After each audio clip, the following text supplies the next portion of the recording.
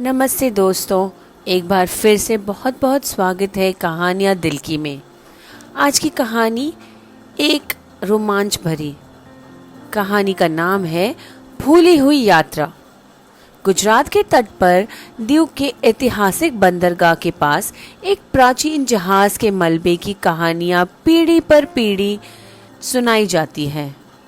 मछुआरों का एक रहस्यमय जल क्षेत्र की चर्चा करते हैं, जहां कंपास काम करना बंद कर देते हैं और जाल में मछलियों की जगह सोनों के टुकड़े फंसते हैं। इस मलबे को स्थानीय लोग समुद्र का साया कहते हैं।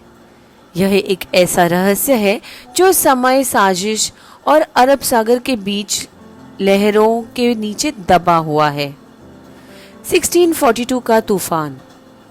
1642 के वर्ष में जब मसाला व्यापार अपनी चरम पर था, वृंदावन नामक व्यापारी जहाज कोचिन से निकल पड़ा। यह जहाज चंदन, मसाले, रेशम और एक रहस्यमय सामान के साथ मुगल दरबार की ओर जा रहा था। जहाज के कप्तान अर्जुन नायक एक अनुभवी नाविक थे। इसे कुशलता से संचालित करते हुए जा रहे थे। हालांकि इस जहाज को श्रापित माना जाता है। ऐसा कहा जाता है कि इस पर गोवा के एक अपमानित रसायन यज्ञ ने यात्रा की थी, जो एक सील बंद संदूक में अजीब वस्तुएं लेकर जा रहा था। यह संदूक कुछ लोगों का विश्वास था एक पेंडोरा का बॉक्स था, जिसमें ऐसी वस्तुएं थी जो साम्राज्यों का भाग्य बदल सकती थी। अपनी दुर्भाग्यपूर्ण यात्रा के दौरान वृंदावन अचानक एक मॉनसूनी तूफान की चपेट में आ गया। तट पर मौजूद गवाहों ने देखा कि जहाज हरे भूतिया प्रकाश से जगमगाते हुए लहरों के नीचे समा गया। अपने साथ हर प्राणी और अमूल्य सामान को ले गया। आधुनिक खोज।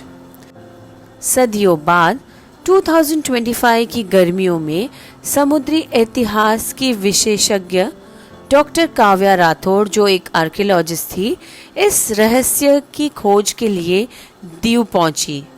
सोनार तकनीक और असीम जिज्ञासा से लैस काव्या ने सच्चाई की कल्पना से अलग करने का निश्चय किया। लिस्बन के अभिलेख सागर में काव्या ने कुछ भूले हुए दस्तावेज मिले, जो इशारा कर रहे थे कि वृंदावन मसालों के से कहीं अधिक कीमती चीजें लेकर जा रहा था। सिद्ध अस्त्र का एक हिस्सा, जो एक पौराणिक हथियार था। ये कहा जाता है कि यह हथियार तूफानों को बुलाना या समुद्र को शांत करने की शक्ति रखता है। इस रहस्योद्घाटन ने उनकी खोज को साधारण खजाने की खोज से अलग कर दिया। वह केवल सोने की खोज नहीं कर सकती थी, वह इतिहास के परते खोल रही थी। खोज का क्षण। हफ्तों तक समुद्र तल को स्कैन करने के बाद उनकी टीम ने रेत और प्रवाल की परतों के नीचे एक विचित्र टीला पाया। गोताखोर गहरे नीले पानी में उतरे और वृंदावन के अवशेषों को खोज निकाला। जहाज का ढांचा समय के थपेड़ों से शत विशत होने के बावजूद अपनी भव्यता को बनाए हुए था।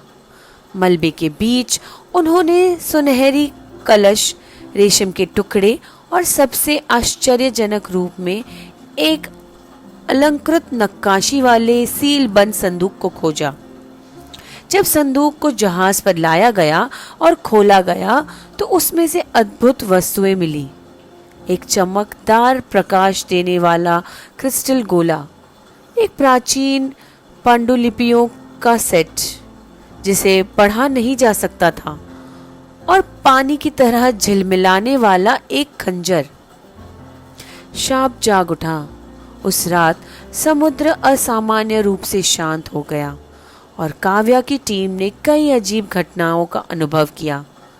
उपकरणों ने काम करना बंद कर दिया, हवा में फुसफुसाहट सुनाई देने लगी और एक गोताखोर ने दावा किया कि उसने पानी की सतह पर चलते हुए आकृतियां देखी।